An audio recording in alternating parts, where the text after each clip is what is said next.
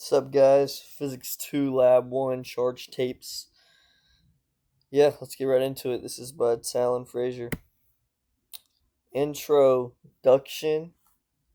As you can a little play on words there. But purpose of the lab, this experiment aims to examine how electrically charged objects interact, and it determine the magnitude of the net charge carried by a strip of tape after it becomes charged. So some of the objectives were to explore the behavior of electric charge on the surfaces, observe and analyze the interactions between charged tape and the nearby objects, including other charged pieces of tape in this example, and then develop an estimate of the charge present on the tape. And the system is tape 2, or tape B, as I think is what I call it later, and then tape 1, and all the other things in the environment were the surroundings. So here's for some of the formulas that we used. Newton's second law, the electric field formula, Coulomb's law, and then the gravitational force formula. So experiment. The experimental procedure, the investigation was conducted using some scotch tape, a ruler, a little flat workspace, and then different supporting items to keep the thing up. And then the computational model, a glue script simulation was created to represent the electric forces that were on the charge pieces of tape. And then this model was used to compare predictions with the behavior and estimate the amount of charge present on the tape. And then some of our findings were estimated net charge on the tape was 1.2 times 10 raised to the negative 8. And then the approximate number of electrons transferred from each tape was 7 times 10 raised to the 10 electrons. And sorry if I'm stuttering here. I'm watching game 2 of the NBA Finals, I'll admit it. Initial conditions, the tape length was 0.2 meters. The tape mass was 2 times e to the negative 4 kg. The tape width was 0.2 meters. Come on. Tape area was 0.004 meters squared.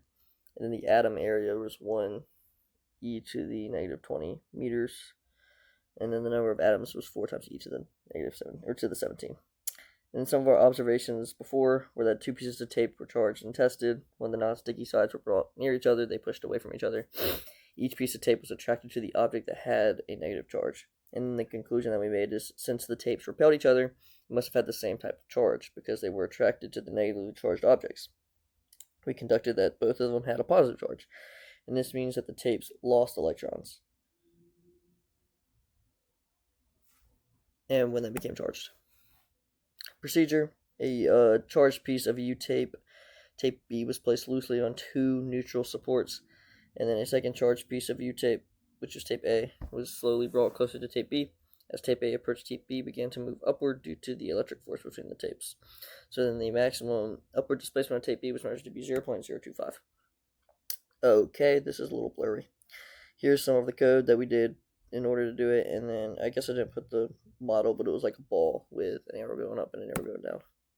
Some of the conclusions is that the estimated charge is 1.2 times 10 to the negative 8, and then each piece of tape lost about 7 times 10 raised to the 10 electrons. And then some of the assumptions that we made were that air resistance and friction were ignored, and then each 0.2 strip tape was treated like a point charge.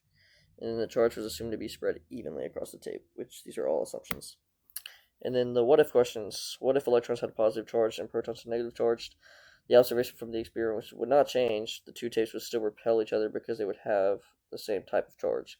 The only difference is that we would describe the tapes as having a negative charge instead of the positive charge, like we said. And why is it important to handle the charged tapes as little as possible? Charged tapes can lose charge when they come in contact with your hands or other objects. Touching the tapes allows for charge to transfer to the surrounding environment, which in this case would be our hands, which can change the amount of charge on the tape and affect the accuracy of the experiment. And yeah, that's about it. Thank you.